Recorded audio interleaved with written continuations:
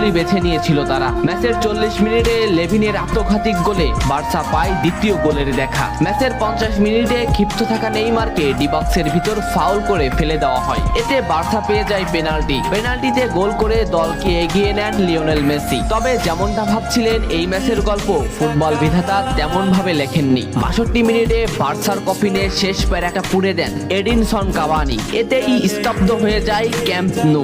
আশা ছেড়ে দেন Barca coach Luis Enrique. শুধু কি তাই, স্তব্ধ হয়ে যান লিওনেল মেসিও। তবে সেদিন একজন দমে যায়নি, নামটা কি কমেন্ট করে জানান। বার্সা গোল হজমের পর লিওনেল মেসি ম্যাচের সম্পূর্ণ দায়িত্ব দেন নেইমারের উপর। আবারও শুরু হলো খেলা। ডি বক্সের বাইরে নেইমারকে ফাউল করে ডি মারিয়া। এই পজিশনে 88 মিনিটে বার্সা একটা ফ্রি কিক পায়। তবে এই ফ্রি কিকের দায়িত্ব নেইমারের কাছে বুঝিয়ে দেন মেসি। শট করেন নেইমার এবং করেন অসাধারণ গোল। এই ফ্রি কিকটা বার্সার ইতিহাসের সেরা ফ্রি কিকের একটি হয়ে রয়েছে। এর 2 মিনিট পর সুয়ারেজকে আঘাত করে পেনাল্টি পায় বার্সা। পেনাল্টি নিতে আসেন নেইমার জুনিয়র। সেদিন বার্সা নেইমারের উপরই আস্থা খুঁজে পেয়েছিল। পেনাল্টিতে অসাধারণ গোল করেন নেইমার। এমন পরিস্থিতিতেও 5 গোল করে ম্যাচ সমতা এনেছে বার্সা। এর কিছু সময়ের পরে চলে আসে সেই মাহিন রক্ষণ। ম্যাচের এই মোমেন্টটা লক্ষ্য করুন। ডি বক্সের কিছুটা সামনে নেইমারের পায়ে বল। নেইমারকে আটকাতে গেল প্রতিপক্ষের একটি খেলোয়াড়, কিন্তু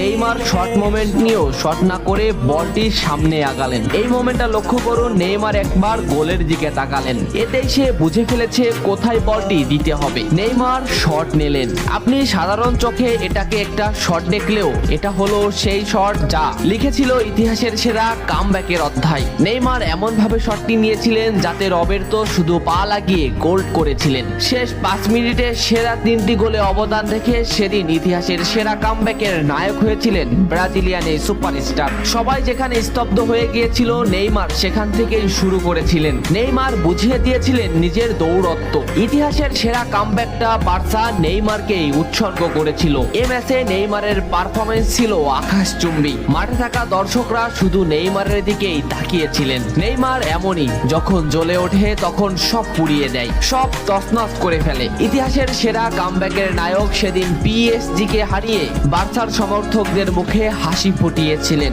বার্সা ফ্যানরা কি এদিনের কথা ভুলে গেছে? নেইমারকে ভোলা যায় না। নেইমারের এই অবদানের কথা ভুলতে হলে ফুটবলকেই ভুলতে হবে। ফুটবল আর নেইমার এমনই, এরা আপনাকে কাঁদাবে হাসাবে, আবার কখনো কখনো